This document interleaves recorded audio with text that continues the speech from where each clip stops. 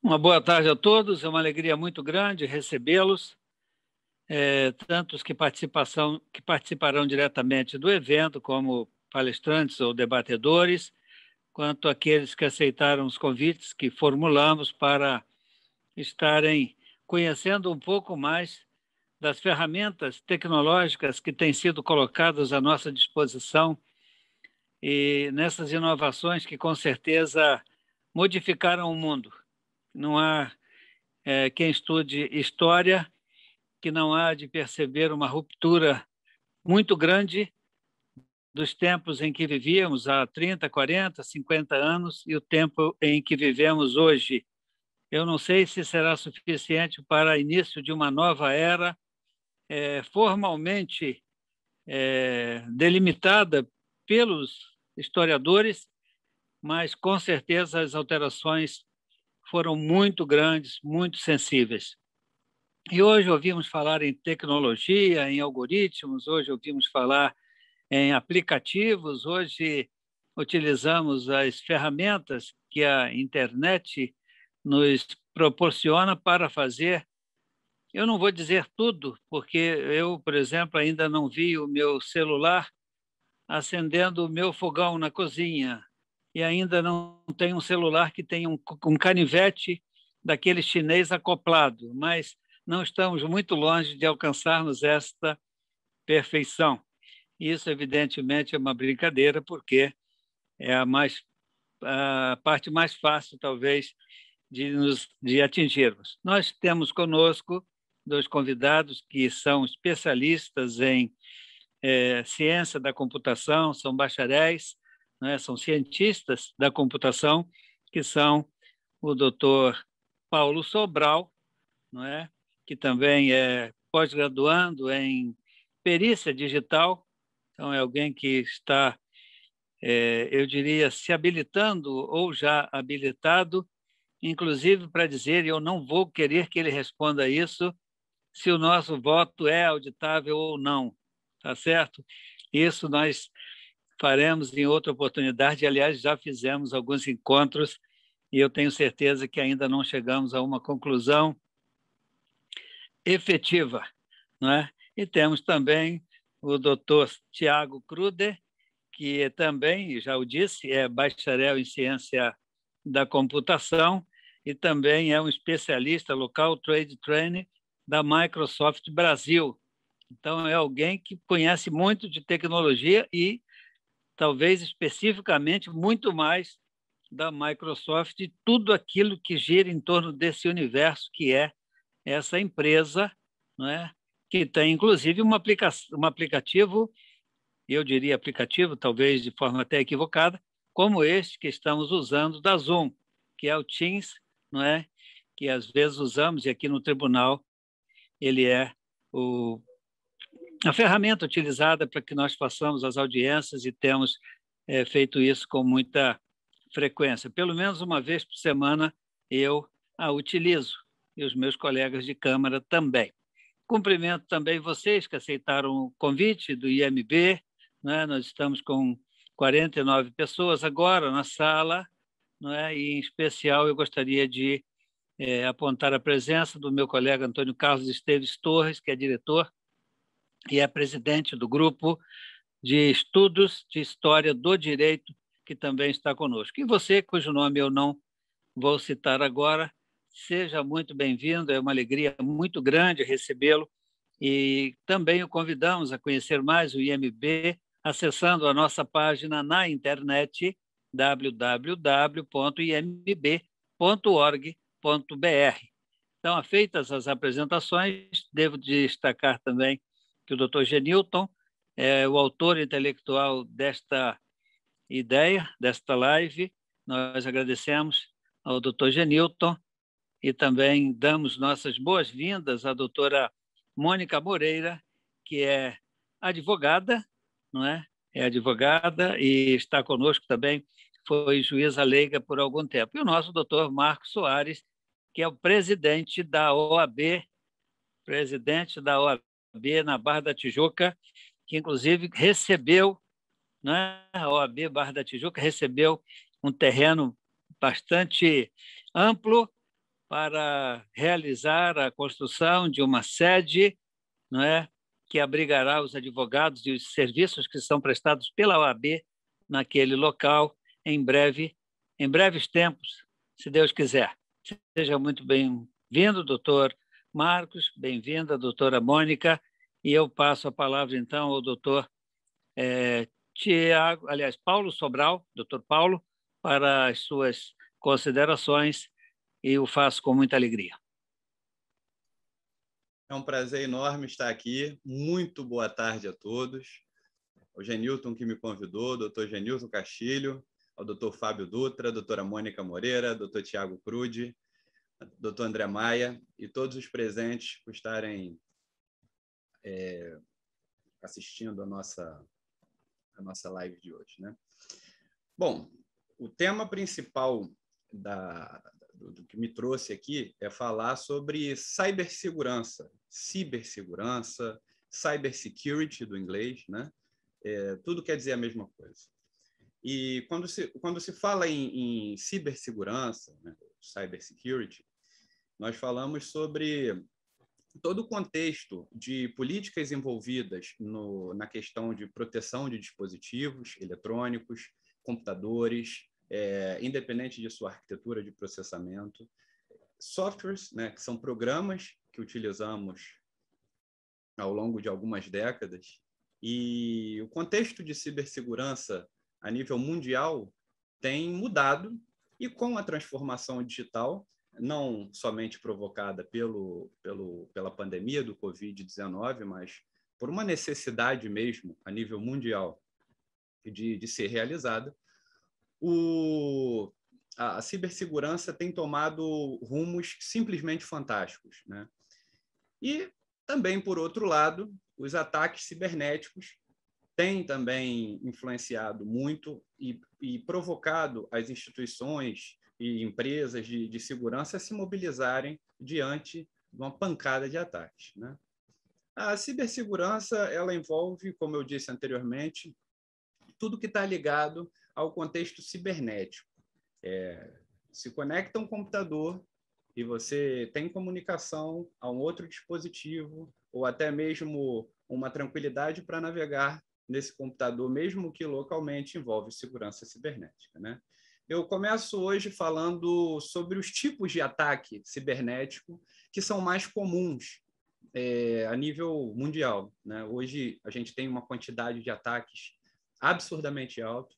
As empresas de software de segurança, desenvolvedores de sistema operacional, como a Microsoft aqui presente, têm tido um esforço absurdo, digamos assim, do ponto de vista técnico, né, e de investimento mesmo, para poder realizar e sanar esses tipos de problema, né? O primeiro, talvez assim, o primeiro da lista seria o backdoor, né? O backdoor é um tipo de cavalo de Troia, para quem não lembra aí da história de Troia, né? São aqueles camaradas que vêm como um arquivo bonzinho, né? Ele vem como um software de antivírus ou vem como um software que vai resolver um problema seu, mas, na realidade, dentro daquele código ali, existe um código ou um pedaço de código, digamos assim, uma seção de código maliciosa, na qual o objetivo é infectar o computador ou dispositivo ligado à internet e o criminoso obter o domínio, né, e o controle desse dispositivo, para que ele realize a prática objetivada, digamos assim, né? Logo em seguida, é fácil de nós enxergarmos o phishing como um dos cabeças, digamos assim, dos ataques cibernéticos, né? O phishing ele começa com técnicas de engenharia social, né? Para todos que não sabem o que é engenharia social, são aqueles criminosos que normalmente eles se apresentam como uma pessoa que vai resolver o seu problema. Ele pede alguns dados seus, dados estes que são cruciais para poder liberar o uso de algum aplicativo ou algum programa específico. E uma vez que você realiza o procedimento informado pelo criminoso, ele obtém o roubo de dados, né? E consegue naturalmente ter acesso a uma lista de contatos e tudo mais. Inclusive, há mais ou menos umas 2 semanas, um conhecido meu chegou e falou para mim, inclusive até amigo do Dr. Genilton Castilho, ele chegou para mim e falou: Paulo, o WhatsApp é seguro? Aí eu falei: depende. Aí ele falou: você está de brincadeira comigo? Eles têm verificações de 2 etapas, verificação multifator. Eu falei: desse ponto, sim. Agora, o senhor ativou isso? Não sei, deixa eu ver. Então, o deixa eu ver é que é o problema. Por quê? Na técnica de phishing, se você não ativa o serviço de verificação multifator, de 2 etapas que seja, né, que já é algum tipo de segurança, é muito fácil de uma pessoa, de repente, colocar um cartão pré-pago, digamos assim, de alguma empresa, um cartão virgem, digamos assim, gravar o número da pessoa, ou tentar, de repente, por algumas técnicas, mandar como é que eu posso dizer, uma solicitação para recuperação de senha à empresa X, Y ou Z lá de mensagens e obter, por exemplo, o domínio da lista de contatos e tudo mais. Eu não vou entrar em detalhes aqui, porque demandaria muito tempo para poder explicar de fato como os criminosos agem, mas o que eu posso explicar para vocês é como se defender. A técnica de defesa para esse tipo de problema, vejam, é muito simples, porque o criminoso ele tem que ter um nível de sofisticação que vai além do conhecimento técnico e informática. Ele tem que ter um conhecimento social das coisas. Ele vai ter que entender o psicológico da vítima, ele vai ter que entender o nível de conhecimento técnico na área de informática da vítima para a vítima conseguir cair. Mas a pessoa que está recebendo aquele tipo de ataque, ela não precisa ter nenhuma preocupação do ponto de vista de como esse criminoso vai agir de fato. A única coisa que vocês precisam é o seguinte: qual é a segurança que o software que vocês estão utilizando, que eu estou utilizando, fornece a nós, e qual é a instrução que os especialistas em segurança fornecem a todos. É simples. Garantam que o software de vocês está com a verificação multifator, verificação de 2 etapas ativado. Uma vez feito isso, ele vai poder tentar fazer recuperação de senha do teu WhatsApp, enviar o código via SMS, o que ele quiser. Ele não vai conseguir, simplesmente pelo fato de depender de uma segunda camada de segurança, que é justamente uma senha que é somente sua. Né? No WhatsApp, na verificação de 2 etapas, você tem uma senha lá, que, se não me falha a memória, são 6 dígitos, que o criminoso, mesmo que ele consiga obter a sua lista de contatos por completo, na hora que os senhores recebem um tipo de ataque desse, o criminoso vai ter que, para continuar utilizando o software, digitar aqueles 6 dígitos que os senhores cadastraram na verificação de 2 etapas, garantindo, assim, uma segurança total, né, do software de mensagem instantânea, por exemplo. Verificações de 2 etapas também são utilizadas em outros softwares, como Facebook, como Instagram e inúmeros outros. Isso já é algo comum, verificação de 2 etapas ou multifatores. Né? O spoofing, ele, na verdade, é um ataque que existe. No entanto, eu não acredito que esteja tão presente quanto o phishing, né? Porque envolve mais a falsificação de endereço de IP, DNS, né? e e-mails.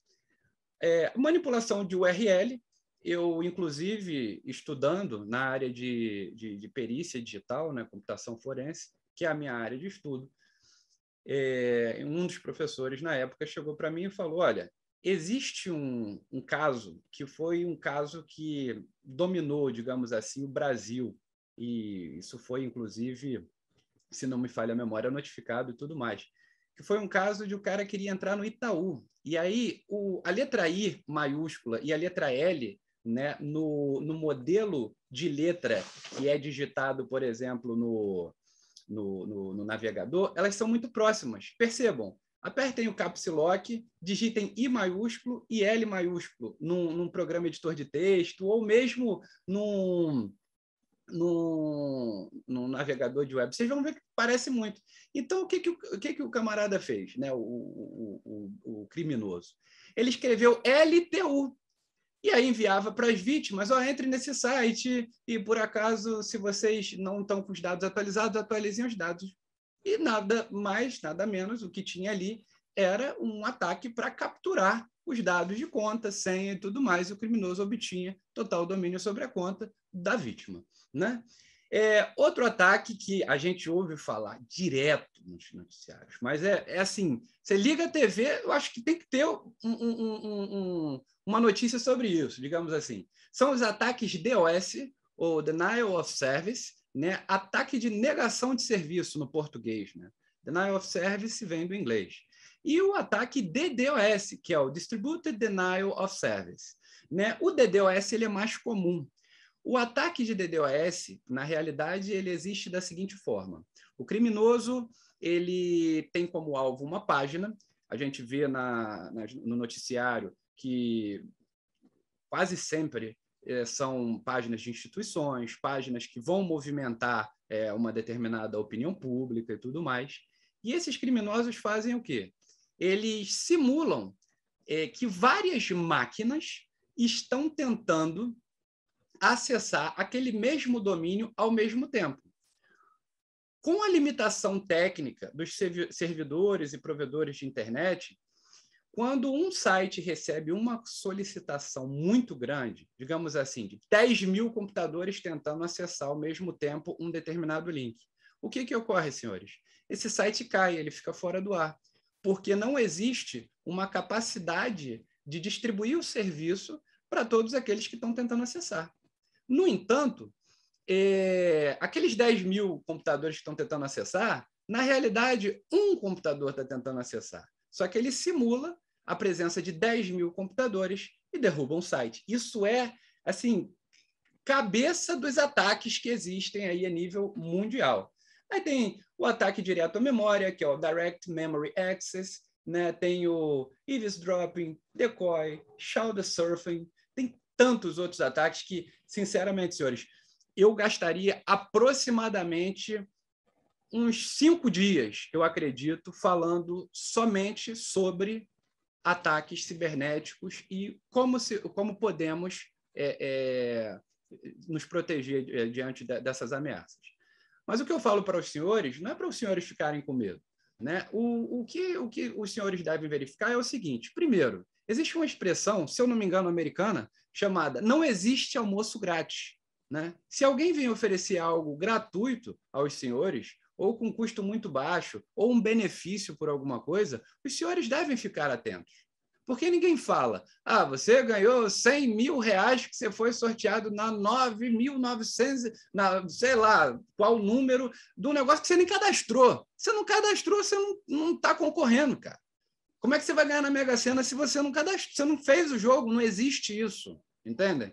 Então, não existe isso. Então, por este motivo, o que os senhores devem avaliar? Primeiro, a oferta, né? Quando a oferta é muito grande, vocês devem verificar se existe ali, de fato, algo por trás daqui, né? A segunda coisa garantam a segurança dos dados de vocês utilizando softwares genuínos. Aí um amigo esses dias chegou para mim e falou, Paulo, mas e o Linux? O Linux é gratuito, né? Licença de livre distribuição, eles não têm fins lucrativos em algumas distribuições.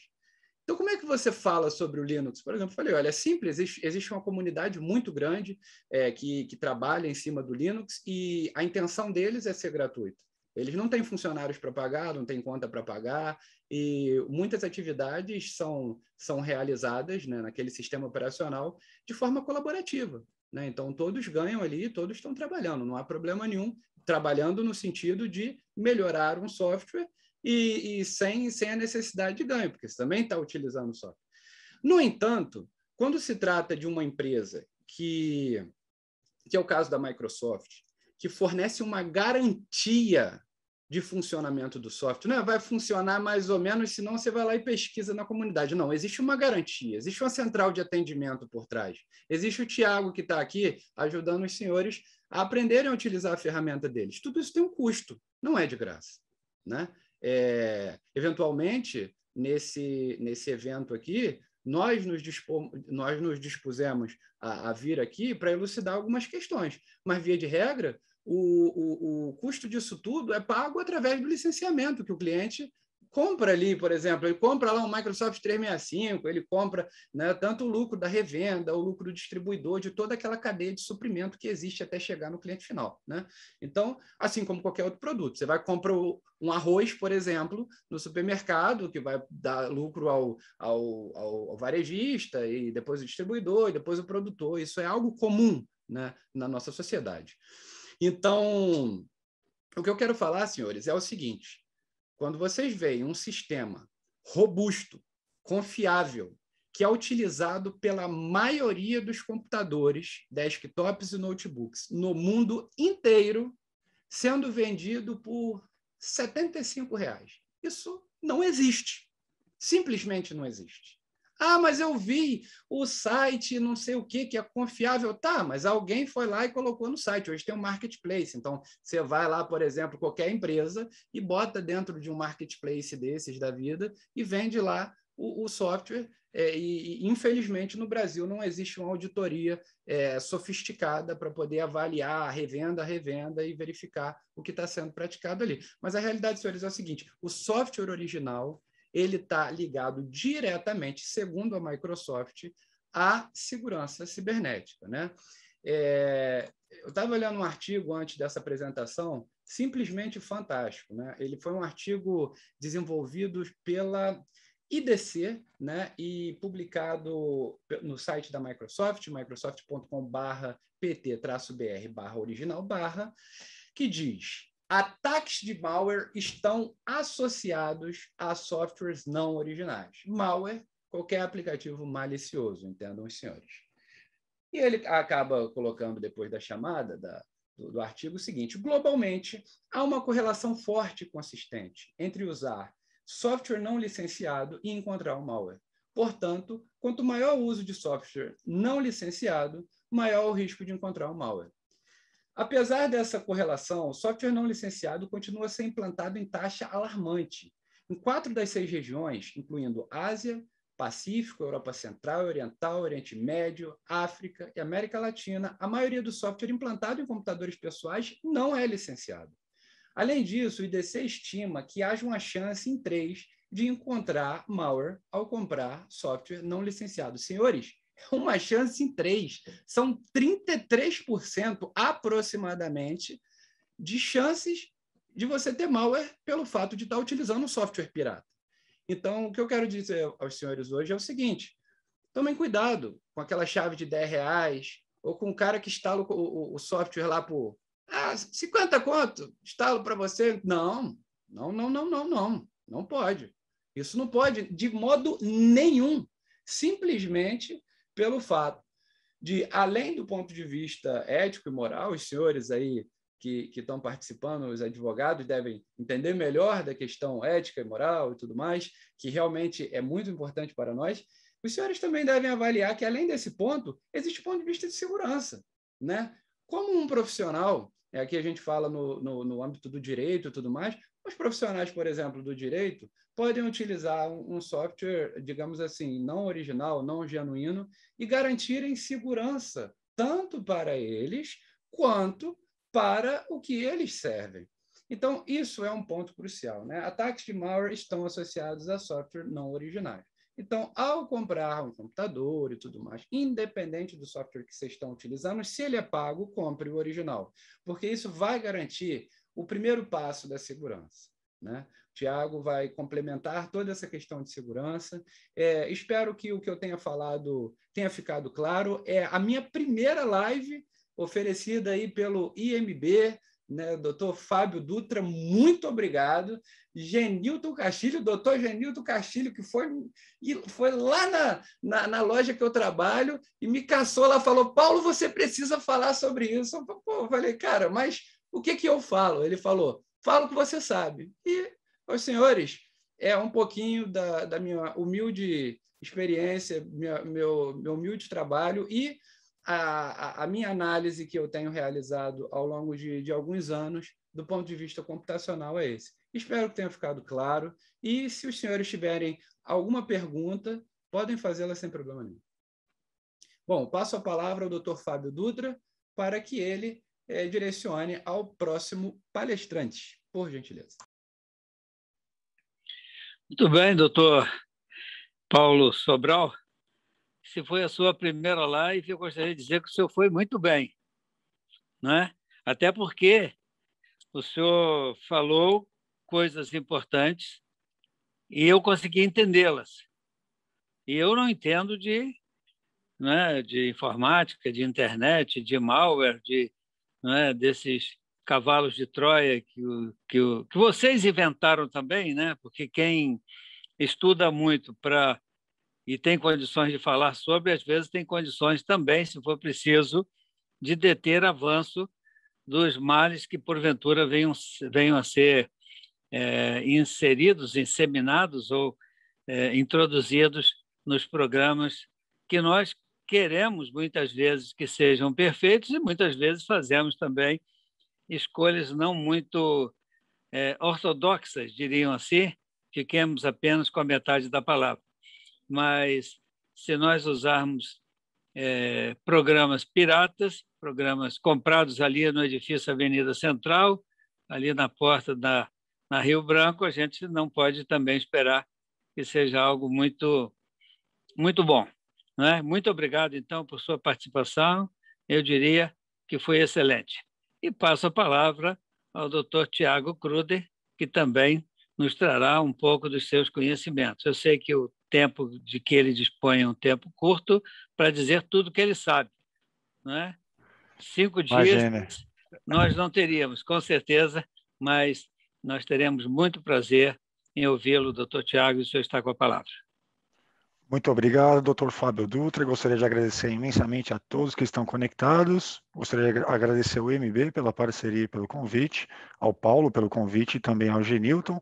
É um prazer enorme poder aqui compartilhar um pouco das informações aqui ou da visão, como nós dizemos aqui internamente, a visão que a Microsoft tem para esse contexto, a visão que nós temos hoje em dia para o tipo de desafio que nós encontramos e como a Microsoft enxerga esse desafio e constrói soluções para facilitar o dia a dia e realmente para que vocês possam focar no dia a dia de trabalho. Né? A tecnologia ela é construída com o objetivo de ser uma ponte entre uma atividade que você quer realizar e uma facilitação para essa atividade. Então, é muito importante que a tecnologia não funcione como um bloqueio. Então, entender a importância das ferramentas que a gente utiliza hoje em dia é crucial. Eu separei um material visual para que a gente tenha um pouco de apoio para o contexto do que eu quero apresentar para vocês. Então, vamos lá.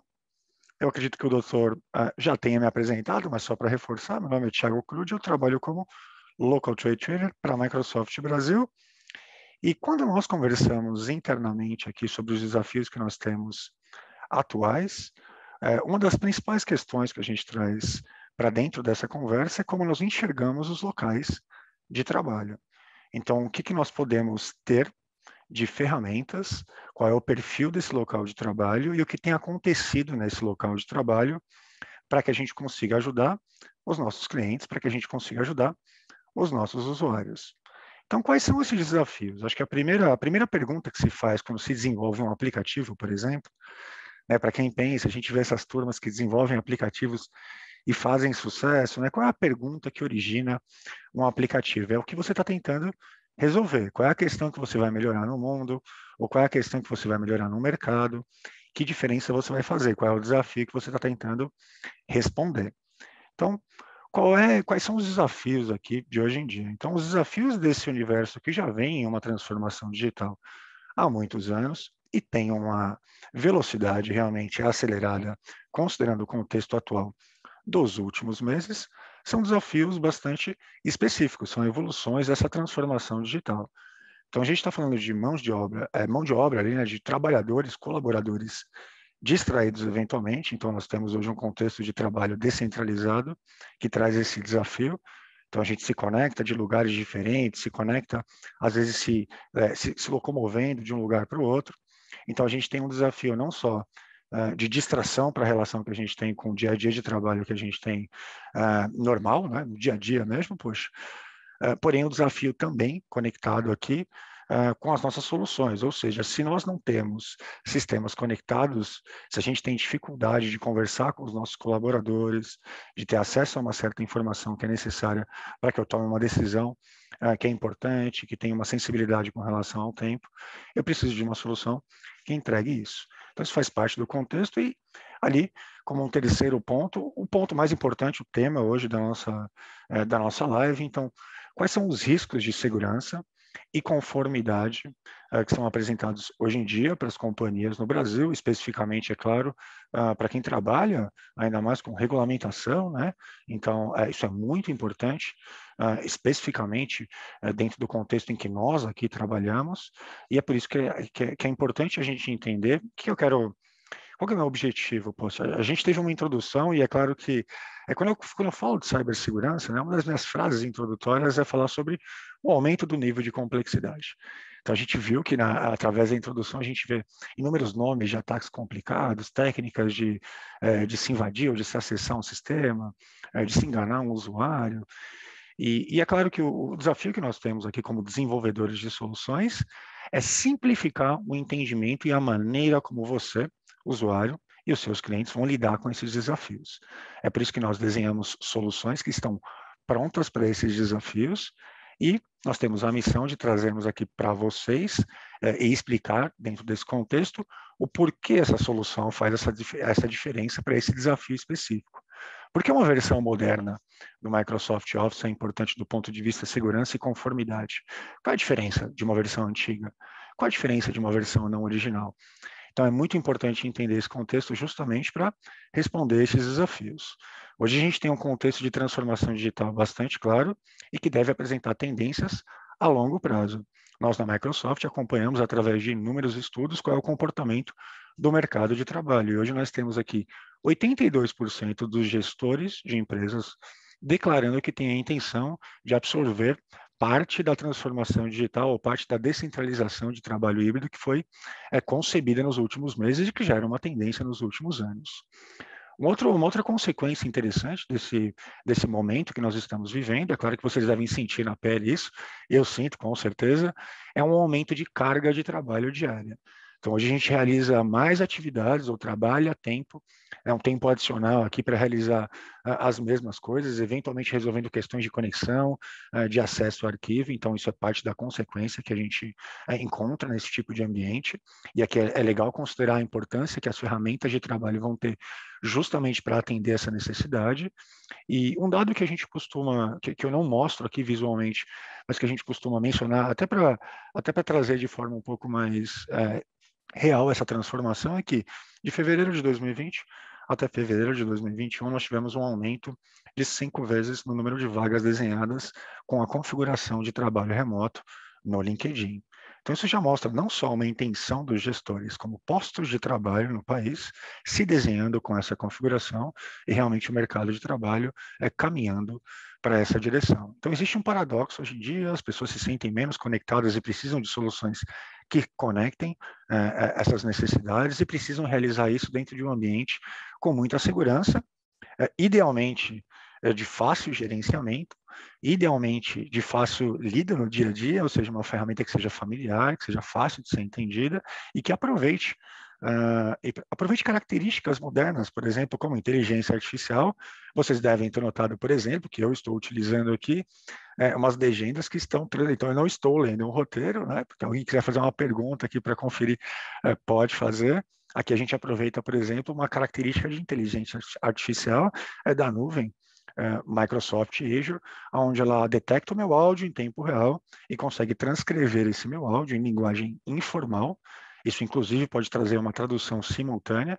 Então, esse é um exemplo bastante interessante de uma característica de acessibilidade, que é super importante para dentro do contexto com o qual a gente está colocando aqui essas soluções, ou seja, prover ferramentas de acessibilidade para que nós tenhamos soluções completas para as atividades que a gente vai realizar dentro do universo de direito, é super importante, né? Nós vamos ter sempre uma porcentagem dessas pessoas participando. Isso também se torna uma ferramenta de inteligência, independente de ser uma característica de acessibilidade.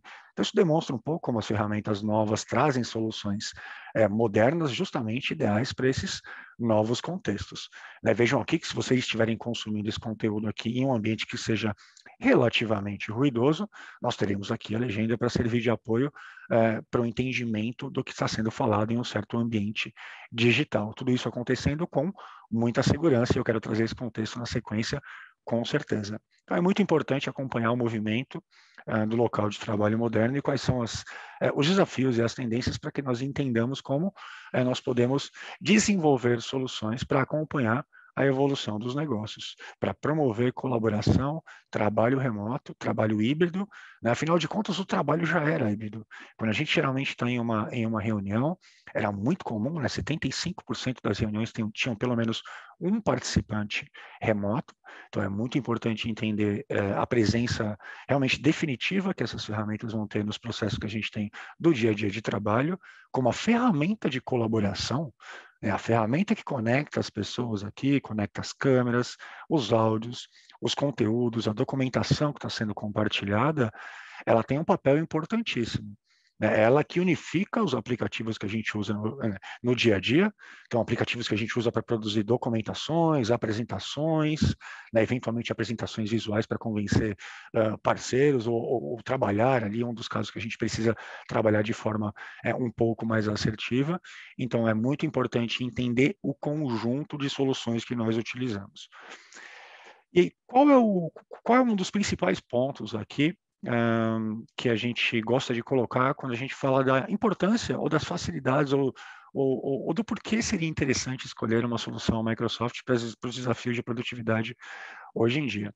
Pensem bem, a gente estava falando um pouco de inúmeras ameaças, nessas com nomes difíceis de serem entendidos, uma lista bastante extensa. Realmente é difícil até para os especialistas acompanharem, uma corrida contra o tempo inteiro. E será que nós deveríamos pensar em cada um desses ataques? Como que nós deveríamos lidar com essa necessidade? Então, o primeiro ponto é pensar em escolher uma solução que solucione o maior número de questões importantes para o seu dia a dia, para um local de trabalho moderno, que faça isso de um jeito familiar, fácil de gerir, seguro e fornecido por uma empresa que tem um compromisso com o desenvolvimento de soluções corporativas. Então, a escolha e a análise do papel que a Microsoft tem no mundo corporativo, para quem acompanha ali o famoso quadrante visionário do Gartner, o Gartner é uma empresa que acompanha as tendências das empresas de tecnologia, a Microsoft, mais uma vez, sai como visionária no gerenciamento de segurança de endpoint, ou seja, o mercado corporativo mundial reconhece a Microsoft como realmente à frente da questão de segurança, e isso é refletido nas nossas soluções. Quando você escolhe um pacote Microsoft de ferramentas de produtividade, que inclui tudo que você usa no dia a dia, PowerPoint, Outlook, Excel, ferramentas de produtividade básicas, que estão inseridas dentro de um ambiente que também tem a sua ferramenta de colaboração e tem o compartilhamento de arquivos, além de inúmeras outras aplicações presentes, a gente traz o que dentro dessa solução, além de todos os recursos presentes? A gente traz simplicidade para essa escolha. Quando eu escolho um fornecedor só, e aí pensem bem no papel que essas escolhas vão ter no seu dia a dia, quando eu escolho usar uma aplicação gratuita, como o Paulo muito bem mencionou, ela tem algumas consequências, ou seja, eu preciso de um segundo login. Isso são outros termos e serviços que eu vou estar ali assinando, famosos termos e serviços que nós teríamos que ler por completo para saber o que a gente está assumindo naquele momento, por exemplo, para usar uma solução de compartilhamento de arquivos gratuita. Você sabe que direitos você está cedendo àquela companhia que te oferece aquela licença gratuita para compartilhamento de arquivos e que tipo de segurança eles oferecem? Por isso a gente começa a ver aqui o interesse e realmente o valor de uma solução completa, a Microsoft, que englobe todas essas questões, onde você vai ter todo o valor de segurança da Microsoft para solucionar questões muito importantes dentro de cada local de trabalho moderno. O papel que a identidade tem hoje em dia no acesso à informação é crucial. O Paulo estava falando muito bem sobre isso, sobre roubo de identidade, né, sobre phishing com recursos sociais, sobre spear phishing, né, aquele phishing que é mirado em você de forma detalhada. Então, qual é a melhor maneira realmente de se prevenir, de se posicionar da melhor maneira disponível? Eu procurei outra palavra, mas eu acredito que seja realmente da melhor maneira disponível para esse cenário. É escolher um fornecedor preparado para isso e uma solução que de forma completa atenda todas essas necessidades e principalmente contém as características tão necessárias para que nós estejamos aqui com muita segurança embarcada e principalmente em conformidade, né? Isso com uma importância elevada ainda mais dentro da comunidade aqui com a qual a gente está compartilhando essa informação. Então isso é muito, muito importante. Quando eu falo de uma solução completa, acho que um dos maiores exemplos hoje em dia é o pacote do Microsoft 365 Business Standard. Acredito que muitos de vocês aí já estejam trabalhando com ele, né? Mencionaram ali o Teams como nosso aplicativo de colaboração, o papel que o Teams tem na absorção e tendo todos esses valores e características de segurança da Microsoft é crucial. Ele faz parte do pacote do Microsoft 365 Business Standard, que consegue trazer para uma companhia, para um escritório, para uma pessoa, para um empreendedor, para um autônomo, um controle sobre as principais questões desse local de trabalho moderno. Primeiro, com uma identidade Microsoft controlando o acesso a todas essas questões, então, o Outlook, então o Outlook vai ajudar você aqui a ter uma solução não só inteligente e produtiva, mas a prevenir phishing. O Outlook tem recursos de anti-phishing que fazem parte da inteligência artificial dele, e a gente tem inúmeros outros recursos de segurança desenhados dentro de cada uma das nossas aplicações. Então, quando você adota um pacote desse, você soluciona as questões de produtividade com um pacote básico de Word, Excel e PowerPoint, questões de comunicação via e-mail com muita segurança, questões de compartilhamento de arquivo com o OneDrive, lembrando que uma identidade só acessa essas soluções, facilitando a gestão dos departamentos de TI, facilitando, por exemplo, o reporte para eventuais fiscalizações, né? Lembrando que nós temos, é curioso como nós temos não só soluções que vão evoluindo o tempo inteiro, como os contextos, é claro, que vocês sabem muito bem, doutores, que evoluem em torno de legislação e regulamentação da cidade em que nós atuamos, do estado em que nós atuamos, do país em que nós estamos e, eventualmente, de uma vertical específica de indústria a qual o nosso cliente pertence. Então, é muito importante, a Microsoft está extremamente acostumada a oferecer documentação dentro das nossas soluções que comprova realmente como nós estamos em conformidade para atender essas necessidades, incluindo o Microsoft Teams, uma ferramenta de colaboração que é desenhada para ser interativa, mas com toda essa inteligência e essa seriedade da Microsoft por trás. Então, ela segue inúmeros padrões de conformidade necessários para inúmeras indústrias, falando de indústrias químicas, né, indústrias legislativas. Então, a gente está falando realmente aqui de uma solução que é pensada e desenvolvida por um fornecedor que está acostumado a trabalhar com essas questões e realmente incorporar tudo que a gente tem em características de segurança dentro delas.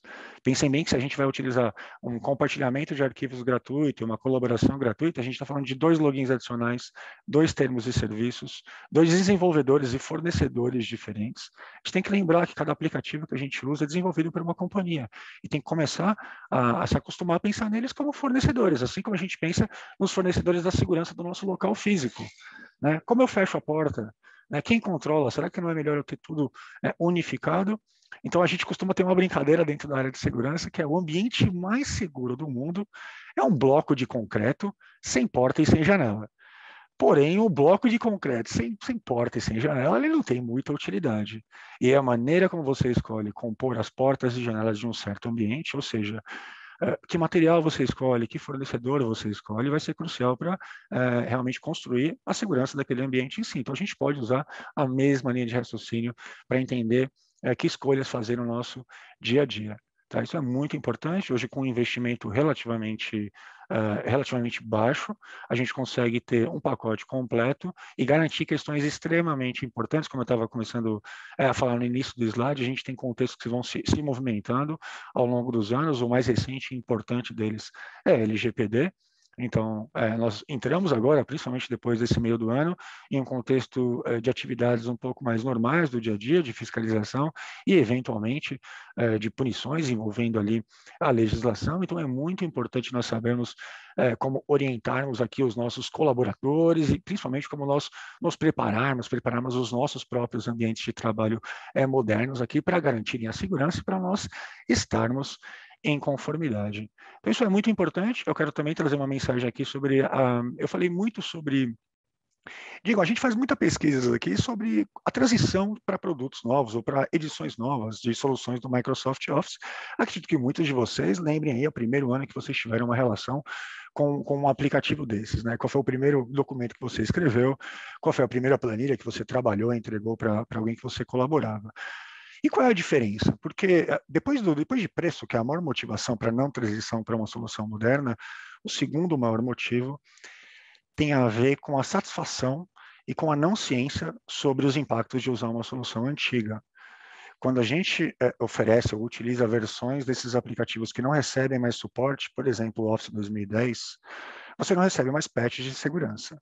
Se você não recebe mais correções de segurança, então, o que isso quer dizer? Quer dizer que hoje são descobertas aqui vulnerabilidades para softwares antigos. Como eles não têm mais suporte, eles não recebem patches. Se você não recebe patches de segurança, você não consegue garantir que esse ambiente está seguro mais. Ou seja, você não está mais em conformidade. Vejam aqui o número de questões que a gente soluciona, adotando uma solução realmente que tem todas as necessidades em termos de aplicações e recursos para solucionar o dia a dia de um local de trabalho moderno. Lembrando, e aqui como uma última mensagem, para que eu reforce aqui a importância para vocês, do papel que as reuniões, as chamadas, as lives têm hoje em dia. Eu sei que uma das perguntas mais comuns aí que está na cabeça aí de todos os participantes é: eu posso conectar nas lives? Que tipo de segurança está embarcado dentro do Microsoft Teams? Então, não é à toa que nós temos visto aí as maiores organizações, instituições educacionais e grandes companhias de tecnologia terminando a sua transição e adoção do Microsoft Teams no Brasil. Justamente porque ele é a plataforma ideal para você não só estar seguro, mas para facilitar a gestão e a conformidade com relação a legislações locais, nacionais, federais, enfim. É super importante entender o poder que essa ferramenta tem e principalmente os recursos que ela vai oferecer aí para todos que estiverem utilizando ela com muita segurança para compartilhamento de arquivos. Acredito que muitos de vocês, inclusive, tenham notado como se a gente não prepara o compartilhamento de arquivo da maneira correta, a pessoa não vai ter acesso, então aquilo é por design, é o que a gente chama de segurança de confiança zero, para proteger, detectar e responder. Esse é o lema da Central de Segurança da Microsoft, que existe nos Estados Unidos, com mais de 3.500 funcionários trabalhando especificamente com segurança e com mais de $1 bilhão investidos anualmente. Então, é muito importante entender que é isso que você tem acesso quando você utiliza uma solução desenvolvida pela Microsoft, quando você utiliza o Microsoft Teams para criar reuniões mais inteligentes, para que você mantenha os seus trabalhadores focados e parem de se preocupar com questões de segurança e fiquem ali, voltem o seu nível de produtividade, a sua produção intelectual para o dia a dia, para questões do trabalho e não da tecnologia. Então, é justamente isso que a gente quer promover, é trazer uma ponte, uma facilitação para o seu dia a dia. O Microsoft 365 tem uma central de administração. Então, hoje ele oferece para administradores de TI controles regulatórios, onde a gente pode criar reportes sobre todos os usuários de um certo escritório, ou apenas sobre os documentos que estão compartilhados para apenas um usuário, para que você consiga responder a eventuais fiscalizações de um jeito super intuitivo e facilitado, ao invés de ter que unificar informações de inúmeras plataformas, perfeito? Isso é muito importante. A escolha das soluções de tecnologia é o que vai te trazer tranquilidade, não só para produzir de um jeito melhor e entregar o melhor resultado para os nossos clientes, mas também para que você tenha tranquilidade no seu dia a dia, esteja seguro e em conformidade. Quando a gente fala de segurança, eu reforcei isso em alguns slides anteriores, porém eu quero trazer um recado bastante importante. Essa é uma segurança que vai solucionar inúmeros cenários, então aqui a gente está falando não só de cenários como a gente está utilizando agora, de periféricos de áudio, na utilização de dia a dia pessoal, mas também de uma solução que vai resolver questões de segurança para grandes salas de reunião híbridas. Né? A gente tem soluções do Teams Zooms, que a gente diz aqui, para salas, eventualmente de convenções. Então, a gente está falando de uma solução que vai ser adotada e vai servir realmente para todos os cenários, todos os perfis, e que, como eu mencionei, segue realmente a padrões de segurança de mercado que são importantíssimos. Então, trazendo aqui alguns exemplos de certificações de ISO que são importantíssimos para padrões de conformidades específicos de certas indústrias, eventualmente importante para que você tenha comunicação com o seu cliente dentro de um nível de conformidade que atende àquela indústria específica. Então, isso aumenta o nível de qualidade do tipo de serviço que você presta. O Teams tem criptografia de ponta a ponta para os dados em repouso e em trânsito. Então, minha voz, nesse momento, está sendo criptografada. Os dados que estão em repouso na minha aplicação também estão sendo criptografados e dependem ali e tiram fruto ali de todas as questões e características de segurança de um login da Microsoft, como o Paulo muito bem mencionou, com autenticação multifator implementada, eventualmente aproveitando características de hardware para fazer verificação facial, login com fingerprint, estão trazendo para o universo de trabalho com dispositivos, o que já é normal no universo de mobilidade. Então, isso é muito importante, entender o papel que essas aplicações têm no nosso dia a dia e os valores que elas vão carregar para que a gente faça a escolha certa, colhe os benefícios e consiga focar na produção, nas nossas conversas com os nossos clientes, realmente no nosso dia a dia. Então, como uma última mensagem, quero convidar a todos aqui, é claro, como sempre faço ao final das sessões, a acessarem as documentações da Microsoft. Hoje a Microsoft tem no Microsoft Learning, ou seja, docs.microsoft.com, toda a documentação relacionada a todas as nossas soluções, inclusive para satisfazer eventuais comunicações com os nossos clientes, verificações de características que são possíveis, verificações de conformidade com certas indústrias. Então, acessem a documentação do Microsoft no docs.microsoft.com e eu conto com vocês. Gostaria de agradecer mais uma vez aqui o Dr.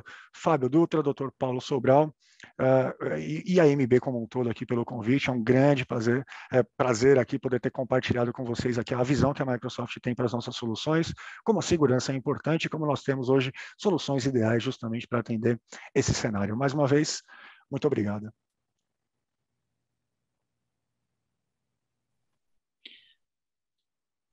Nós agradecemos, doutor Tiago. Foi muito bom ouvi-lo. O senhor é extremamente didático. Isso quer dizer que o senhor consegue desenvolver o seu pensamento e expor as suas ideias de uma forma clara e trazer até mesmo aos analfabetos digitais, like me, alguma coisa que possa ser aprendido e, evidentemente, colocado em prática. Hoje é absolutamente impossível vivermos sem as ferramentas. E a Microsoft é uma ferramenta, um conjunto de tecnologias, uma empresa que está presente na vida de todos nós de uma forma ou de outra, desde que acordamos até quando nos desligamos, e até mesmo quando isso acontece, ela ainda continua a trabalhar por nós e muitas vezes até mesmo monitorando o nosso sono. Eu sei que as questões são bastante complexas. Eu agradeço, então, mais uma vez a sua participação. Eu acredito que a doutora Mônica fará uma intervenção. Pois não, doutora Mônica, queremos ouvi-la. Boa noite agora, né? Já são 6 horas. Obrigada pela presença de todos aí, vocês estão esse tempo todo. Muito obrigada mesmo, Di, te amo. O doutor Fábio, obrigada, o senhor é sensacional. E aos especialistas Tiago e Paulo, vocês são incríveis, muito obrigada mesmo. Genilton, te amo. Obrigada ao AB pela presença e pela oportunidade. Eu gostei muito que eu não ouvi toda vez que a gente fala sobre esse tema, a primeira coisa que as pessoas dizem foi a parte positiva da pandemia. Mas realmente eu não consigo ver nada de positivo em algo que tirou a vida de tantas pessoas que eu amava. Então eu fiquei muito feliz que vocês não falaram isso, acho que é totalmente desnecessário. Mas, enfim, se a vida dá limão, a gente faz uma caipirinha, que é a melhor coisa, né? E vamos seguir em frente. Tiago e Paulo vão guiar a gente aí nesse caminho. Uma coisa que eu observo que eu achei sensacional, antigamente, nas empresas, principalmente nos escritórios de advocacia, não era possível que as secretárias ficassem online, elas não poderiam ficar olhando Facebook, WhatsApp, não havia essa possibilidade. E agora é necessário que isso aconteça. justamente para atender a demanda dos clientes que vêm online, né? Tem muitos advogados aí que fazem as consultas online, tudo agora se virou essa inteligência artificial, né? Essa inteligência digital. Então, eu acho sensacional, acho que essa foi a melhor coisa que aconteceu depois, apesar de não ter parte boa, né? Mas a gente fez essa caipirinha e eu achei legal. Uma dúvida que eu tenho, doutores, é que com essa nova realidade, que vira uma verdadeira inspeção judicial, né? Já que os juízes entram na casa das pessoas, né? Eles têm acesso online, apesar de online eles têm acesso, muitos dos assistidos têm pânico. Eles começam a apagar as fotos dos computadores e dizem que o juiz vai olhar as fotos e ele vai conseguir pegar provas que não está. Eles ficam desesperados. É enlouquecedor. Doutora, fica tranquila, já apaguei todas as fotos do meu celular aqui, no caso de traição, o juiz não vai ter acesso. E a minha dúvida é, tem alguma chance disso acontecer, doutor? Eu sempre digo que não, que é impossível, não tem condição. Mas essas duas dúvidas. Primeiro, se é obrigatório ele participar da audiência online? Sim, é obrigatório, né? Atualmente é obrigatório, né? O doutor Fábio vai falar até melhor do que eu isso. Apesar de que, se você não tiver condição nenhuma, porque a gente não pode negar que tem pessoas que não têm disponível a internet ou até outras coisas, celular é meio difícil, mas a internet é meio complexa. Se tiver um caso sobrenatural, até pode ser que o juiz autorize que não haja aquela audiência, mas a princípio ela é obrigatória. Agora, a dúvida principal é, tem alguma chance de essa audiência não ser segura, de roubarem os dados, como houve um boato de que o TST tinha perdido todos os documentos dos advogados, ficaram desesperados, e aí eu estava lendo hoje no Migalhas que isso é boato, felizmente não houve nenhum vazamento de dados, e está tudo seguro, os advogados não precisam baixar todos os processos. Essa é a minha dúvida. Meus parabéns, Tiago e Paulo e doutor Fábio, e muito obrigada aí por tudo, viu? Muito obrigado também, doutora. Obrigado mesmo também novamente pelo Genilton ter convidado tanto eu quanto o Tiago aqui para essa live. Mas a realidade é a seguinte. A primeira pergunta da senhora foi com relação à segurança da transmissão, pelo que eu entendi, né? Com relação à segurança da transmissão, como o Tiago Crude bem explicou, no Teams, por exemplo, o que a senhora está falando, conversando e tudo mais, é criptografado de ponta a ponta, né? A criptografia, para os que não conhecem, parece algo novo, né? A gente fala sobre questões digitais e tudo mais, mas não é não. Lá no Império de César já usava, existia lá a cifra de César.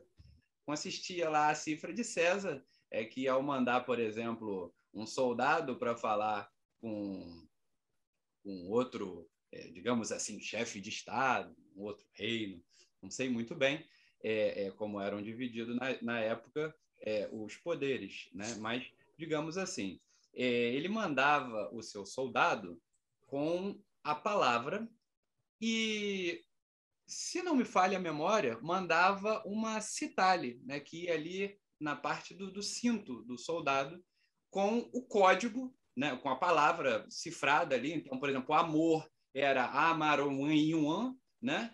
E se não me falha a memória, tá? Eu posso estar errado aqui, mas no corpo do soldado vinha a cifra, ou seja, 3, 4, 8, 10, 3, 5, 1. E aí o que ocorre, senhores? Quando esse soldado viajava até o destinatário, a qual a mensagem tinha que ser entregue, o que ocorria? Possivelmente esse cara era sequestrado, ou um reino inimigo ia lá e queria saber qual era a mensagem, até porque isso garantia o domínio, por exemplo, de uma região, ou até mesmo política e tudo mais. Então, o que eles faziam? Eles mandavam essa mensagem cifrada. Quando o destinatário da mensagem recebia, ia lá, olhava lá, no caso, acho que era no cabelo, se eu não me engano, do soldado, qual era o código. E aí, o que acontece? Ele pegava a citar, ele estava lá, Amarô, não sei o que lá, então, A, corre 5 casas. Então, A é B, C, D, E, F, G. Aí, a outra letra, a segunda letra, corre 3 casas. 1, 2, 4, 5. E aí, até chegar a frase que de fato existia. Daí, então, a mensagem estava decriptografada, ou descriptografada, melhor dizendo. E aí podia ser lida. No contexto atual, a cifra de César está totalmente ultrapassada, porque um processador do nosso celular, por exemplo, tem capacidade de traduzir um texto em cifra de César em talvez alguns segundos, né, ou milésimos, dependendo.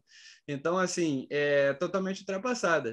O que aconteceu de fato, senhores, é que foram geradas chaves criptográficas, alguns desenvolvedores da área de segurança melhoraram essa questão e foram desenvolvendo chaves de 256 bits, 512, 1024 bits, né, que é a unidade binária que existe na computação, né, até onde nós conhecemos, né? Não vamos falar aqui de computação quântica, porque ainda não é uma realidade, mas na computação utilizando lógica booleana, via de regra, é assim que funciona. Existe uma criptografia. Então, o que ocorre, senhores? Quando nós estamos conversando aqui, por exemplo, pelo Teams, por exemplo, a maioria dos aplicativos utiliza esse recurso hoje. O que ocorre? O que eu estou falando aos senhores está sendo exatamente naquele instante cifrado, é enviado esse pacote de dados, é distribuído através dos servidores e está chegando ao destinatário, aos destinatários naquele tempo, naquela fração de tempo. Esse caminho que é percorrido, se alguém faz, por exemplo, um ataque man in the middle, que é o homem do meio, digamos assim, para resgatar essa informação, ele vai pegar um lixo. O que é o lixo? Por exemplo, se eu falei, você vai chegar para ele, e ele não vai conseguir. Às vezes nem chega o áudio, chega uma carambada, digamos assim. Cara, é do caramba. É muito texto ilegível pelo humano. Não tem como. Assim, se a gente fosse falar sobre isso, como eu disse anteriormente, eu ia falar muito tempo sobre isso, porque a questão de criptografia é bem complexa.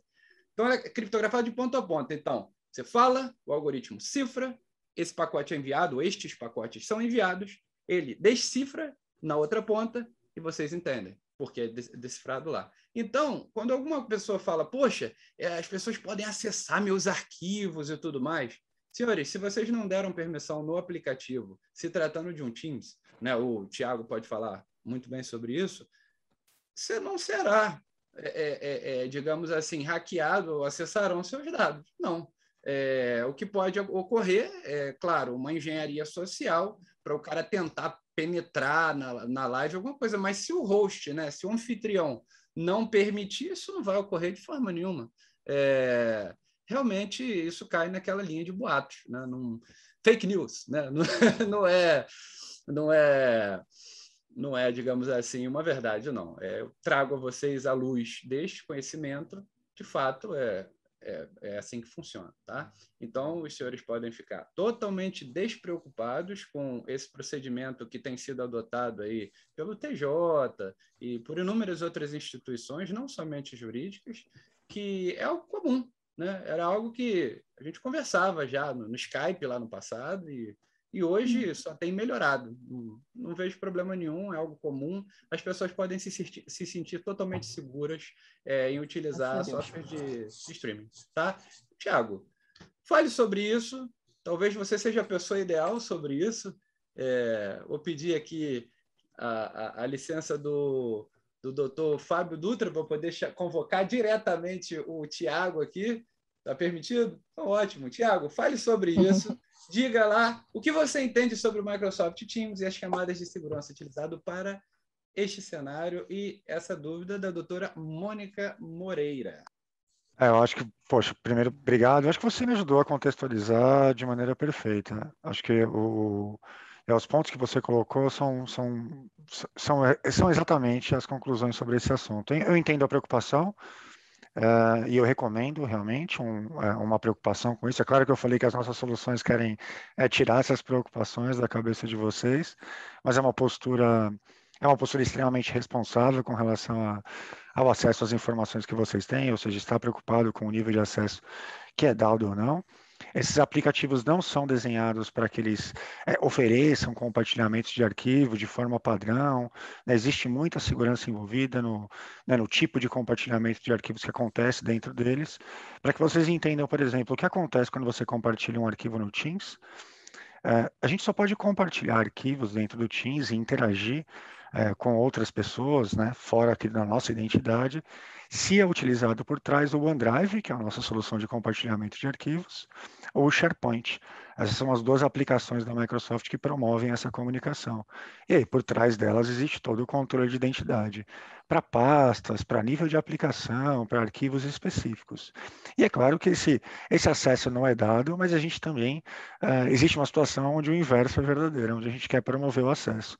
Então, esse é o desenho da solução como um todo. O que eu quero dizer com isso? A gente não tem acesso a nenhum arquivo como um padrão, certo? Porém, se você precisa compartilhar um documento especificamente com uma pessoa, você consegue ir ali dentro de uma nuvem, né, de compartilhamento segura, como o OneDrive, basta ali clicar com o direito, compartilhar o seu documento e gerar um link seguro. Né? E essa é a maneira realmente de fazer o que a gente chama de controle de acesso à informação. Então, nenhuma informação é acessada, a não ser que você tenha, de maneira prática, oferecido o acesso a ela. Então, isso é muito importante, você consegue revogar, inclusive, acessos a arquivos, e como parte de um padrão de desenho, e aqui a gente começa a encontrar os valores da Microsoft como segurança. Se você notar hoje em dia, um compartilhamento de arquivos do OneDrive, ele não permite que você configure o link, tá? Isso se o seu administrador não mudou nenhuma configuração, um link com mais de 30 dias de validade. Isso quer dizer o quê? Isso já é um padrão que nós estabelecemos dentro da solução, por quê? Compartilhar um arquivo para sempre não faz parte de um desenho de segurança saudável. Né? Geralmente, um acesso ao arquivo ele acontece porque é necessário durante um certo intervalo de tempo. Né? Então, esse mês eu vou acessar aquele arquivo. Às vezes, algumas pessoas trabalham com arquivamento de documentos. Eventualmente, você precisa de acesso permanente. Mas se você vai interagir em um documento, eventualmente com um cliente, um colaborador, um auditor, um analista, ele precisa de um acesso temporário. Então, hoje, isso faz parte do design da criação de links dentro do OneDrive. Né, o que eu mais recebo hoje em dia, o pessoal às vezes me manda e-mail e fala, poxa, Thiago, aquele link que você me mandou há 2 meses atrás não funciona mais. Eu dou um sorriso de orelha a orelha, ele é exatamente desenhado para acontecer dessa maneira. Eu não quero desenhar um acesso que seja para sempre, isso vai dificultar extremamente o controle que eu faria dentro de um ambiente. Tá, ótima pergunta. Tiago, deixa eu te perguntar mais uma coisa, aproveitando que você está aí, vou te usar. Claro, por favor. Quando a gente aceita aqueles... Não tem tanto a ver, né? Mais ou menos. Quando a gente aceita aqueles cookies, né? Você tem que aceitar. Agora, todo site tem aquela maldita daquela nome, aceitação, aquela maldição. Esse nome tão fofo, né? Poxa. Exatamente. Tem algum perigo? Não, até porque não tem outra opção, né? Mas por que tem isso? Eles não representam um perigo, é um perigo exatamente. Eles são apenas ferramentas de desenvolvedores de websites e principalmente anúncios, onde... Pensa em mim, uma relação básica de site, poxa, eu coloco um endereço aqui no meu navegador, o que a gente imagina que ele faça? Ele acessa o endereço e baixa aquela página para mim, certo? Uhum. É claro que os sites hoje em dia têm um interesse em entender um pouco do que está acontecendo do nosso lado, ou eventualmente acompanhar o seu comportamento em uma próxima visita. Como é que ele faz isso? Ele manda, junto com o site, ele manda um pedacinho de código para a sua máquina, é o que a gente chama de cookie, por isso tem esse nome fofinho, porque é um pedacinho de código. Uhum. Esse cookie é um pedaço de código daquele site, daquele fornecedor específico, que vai se conectar aos servidores, vai fazer o que a gente chama de call home, vai ligar para casa, fornecendo certas informações sobre a sua utilização, eventualmente para promover informações personalizadas para você, por exemplo, recomendações com base no comportamento de compra, anúncios personalizados. Então, é realmente algo para melhorar a sua experiência. É claro que você deve fazer a escolha e aceitar com muita sabedoria. Né? Eventualmente, é claro que isso vai fazer parte de sites que não sejam confiáveis, então é natural que um site de compra, onde você compra suas coisas todo dia, te peça para aceitar cookies, para ajudar a fazer recomendações, acompanhar o seu tráfego aí pela internet, né? Então existe uma questão aí de privacidade envolvida na aceitação dos cookies, mas é algo que usuários normalmente aceitam para que tenham essa experiência otimizada, para que tenham recomendações mais inteligentes no seu processo de compra, por exemplo, mas deve ser uma escolha feita com sabedoria. Então, se você está acessando um site temporariamente, não pretende voltar a ele, é um jornal de um outro país, né, não tem absolutamente nada a ver com o seu dia a dia, não existe a menor razão para você aceitar cookies que tem absolutamente apenas essa finalidade, né, eles vão ficar no seu dispositivo, então assumam essa responsabilidade de receber esse pedacinho de código e vão ajudar esses sites. Então, escolham quem vocês querem oferecer essa ajuda aí. Normalmente são sites do nosso dia a dia normal. Ótima pergunta, super técnica. Obrigada. Eu vou depois pegar com você. Adorei esse seu estilo aí, aparece tudo embaixo, depois você vai me ensinar isso. Tá? Com certeza, vamos compartilhar aqui, poxa, tá? As legendas estão disponíveis no PowerPoint na versão moderna aí do 365. Sim, você vai dar acesso às pessoas que têm problema, né, auditivo, muito bom, gostei muito. E a gente fala muito de preferência de uso, é o que eu falo, aeroporto, né, então necessidade especial e necessidade especial temporária, ou necessidade especial situacional. Estou em um ambiente muito ruidoso, eu estou em um momento onde eu estou sem meu óculos, né? Enfim, são contextos ali onde ferramentas de acessibilidade não só servem para quem precisa, mas também para promover preferências de uso para o seu dia a dia moderno. Né? Legendas são um caso clássico. Sim, sim. Tá. Doutor Fábio, só posso responder aqui a Diana? A doutora Diana está perguntando lá de Nova Iguaçu. Diana, saudade de Nova Iguaçu. O que eu acho das audiências virtuais? Sensacionais. Eu fico mais perto do meu filho, por exemplo. Agora eu estou fazendo aqui a live com vocês, ele já veio umas 4 vezes. Mãe, eu fiz de ladinho e eu posso ficar perto, posso ir lá dar um beijinho. Quando acabar, já estou perto, não preciso pegar o trânsito. Eu acho incrível, sensacional mesmo. E é bom que isso está fadado ao sucesso, né? Com certeza prosseguiremos com isso no futuro. Microsoft está de parabéns e vamos seguir junto aí. Obrigada, tá? Obrigada pelas informações de vocês. Obrigada pelas respostas. Obrigada, Dia. Obrigada, gente. Muito boa, né, doutor Fábio? Muito bem, Genilton. Eu mesmo teria umas 14 perguntas aqui para fazer. Eu também estou me segurando. Mas eu sei que nosso horário. Nosso tempo ele é finito, embora a tecnologia, e seria até uma das perguntas, se realmente a tecnologia nos está dando mais tempo ou nos está tomando mais tempo, ainda que tenha aumentado 1 hora de trabalho aí, né, e nós possamos trabalhar distraídos, né, e é muito bom trabalhar distraído, viu, lá no sítio, né, estudar em casa, fazer todas essas atividades sem ter de estar aqui até o trânsito, né, o tempo que a gente ganhou no trânsito, né, mas as perguntas que eu tenho terão de ficar, com certeza, para uma outra oportunidade, que eu ainda gostaria de ouvir o nosso doutor Soares, né? Nosso doutor presidente da OAB Barra, se ainda estiver conosco, ele estava no trânsito, eu vi. Genilton, eu acho que ele não está mais conosco, né?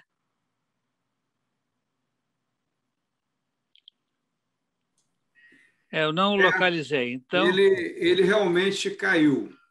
Não, ele estava no trânsito. Até quando ingressou, ele estava no carro. Mas mandou um grande abraço para a todos, agradecimentos, tudo. Mas é aquele negócio, tem hora que eu mesmo fiquei enrolado aqui hoje na própria OAB, a gente conseguindo um IP não foi fácil. Eu corri, tomei o computador de um colega aqui, que ele está lá fora me esperando, parou a atividade dele, coloquei a minha câmera para correr. E eu queria responder também, se os senhores me permitem. Teve uma pessoa, acho que Diana Ayala, ela tinha colocado uma dúvida com relação à segurança da originalidade de um software, né? Qual o percentual? Eu não sei se eu entendi muito bem a pergunta, mas, assim, respondendo rapidamente, quando você utiliza um software original, não foram utilizados nenhum artifício, nenhum artefatos necessários para burlar algum sistema de segurança para você ter o benefício de uso daquele software, né? Então, por exemplo, se eu utilizo um software original, nada foi utilizado ali de maneira indevida para você conseguir utilizar aquele software. No entanto, quando você utiliza um software pirata, digamos assim, não genuíno, tudo mais, o que ocorre?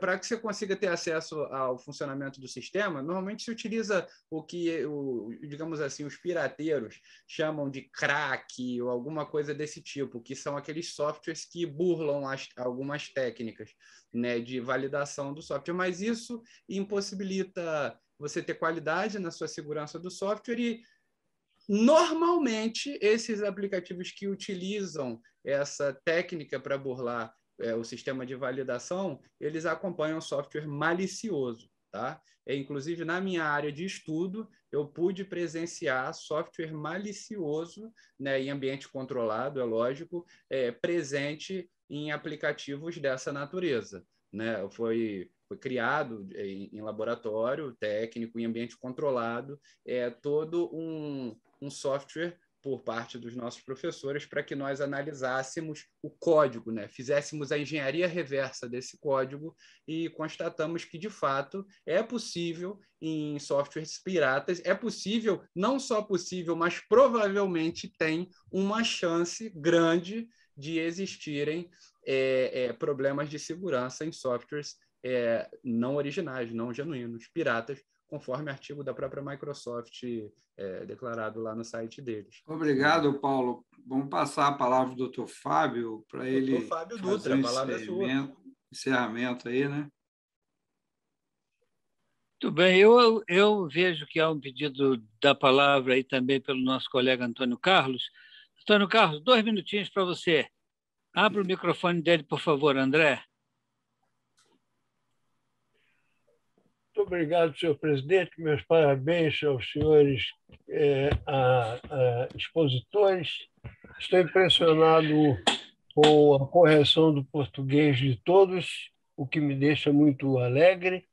E quanto ao senhor Tiago, ele parece que está falando de dentro da cabine de avião. Eu pensei isso também. É um prazer tê-los no voo comigo. Parece que eu fui piloto até há 15 anos atrás, mas isso não dá tempo, não é uma outra história. Eu precisava dizer aos senhores que eu estou trabalhando. Eu sou o presidente do grupo de História e, neste momento, senhor presidente, nós estamos fazendo história. Não é? Da maçã que cai na cabeça do Newton, a roda, o fogo. O nosso expositor Paulo falou daquele que falava da carta. As cartas eram decoradas por um agente que transmitia a notícia criptada, digamos assim, e depois morria. Eles matavam, porque aquela carta não podia ser vista por ninguém. Bom, o que eu queria dizer é o seguinte: vai ficar, senhor presidente, para uma próxima ocasião, porque eu tenho certeza de que a faixa de frequência 5G, eu notei que ninguém falou no assunto. Eu não sei porque, e estejam tranquilos, eu não faria perguntas que os pusessem em situação difícil. E azar, os senhores não podem falar determinados assuntos. Então, o respeito que eu tenho com a minha experiência de 50 anos de jurista, eu não faria perguntas que os deixassem numa situação difícil. Mas sei que os senhores têm este problema, que não pode, porque nós estamos na época do senhor Snowden, na época do senhor Zuckerberg, e, senhor presidente, eu só queria deixar este título, a faixa 5G. Mais nada, porque senão quem tem que fazer a palestra sou eu, e eu tenho outro trabalho para fazer, que é sob sua orientação e ordem. Muito obrigado aos senhores, obrigado. Esse Genilson é um gênio, hein? Ele cometeu um furto, confessou o furto e não foi preso. Em flagrante. Quer dizer, ele é maravilhoso. Guarda o nome desse homem. Ele é muito, muito bom. Senhor Paulo, meus parabéns. Dona Mônica, a senhora foi maravilhosa. A ganhadora do prêmio, Dona Elizabeth, está de parabéns. E o senhor, com voz de quem está falando de cabine de avião, me trouxe saudade da minha vida de piloto. É isso, senhor presidente, para deixar um wrap-up, que se diz em português moderno, né? E um wrap-up do que eu consegui ver aqui, embora haja muito mais coisa. Muito boa noite a todos e muito obrigado. Eu agradeço, doutor Antônio Carlos. É sempre uma alegria e um prestígio receber a sua presença em nossos encontros. Como também eu teria várias perguntas e não já se torna possível fazê-las, pelo adiantado da hora, nós vamos nos comprometer a buscar outros temas nessa área. Uma delas será essa faixa 5G, né, ouvindo juristas e ouvindo técnicos, né, porque nós sabemos que isso é uma briga para cachorro grande, como se diz, não é uma coisa pequena, mas também a liberdade de expressão visto pelas grandes high-techs, né? O que a Microsoft acha, como estão eu sei que o Zuckerberg aí do WhatsApp, o Facebook, o Instagram e outros aplicativos aí têm passado maus pedaços ou bons pedaços, de um lado com aqueles que querem falar e outro com aqueles que querem ouvir, ou com aqueles que não querem falar e aqueles não querem ouvir, e assim por diante. Mas é um tema que podemos voltar a apreciar em outro momento. Eu apenas gostaria de ouvir as manifestações finais dos nossos convidados.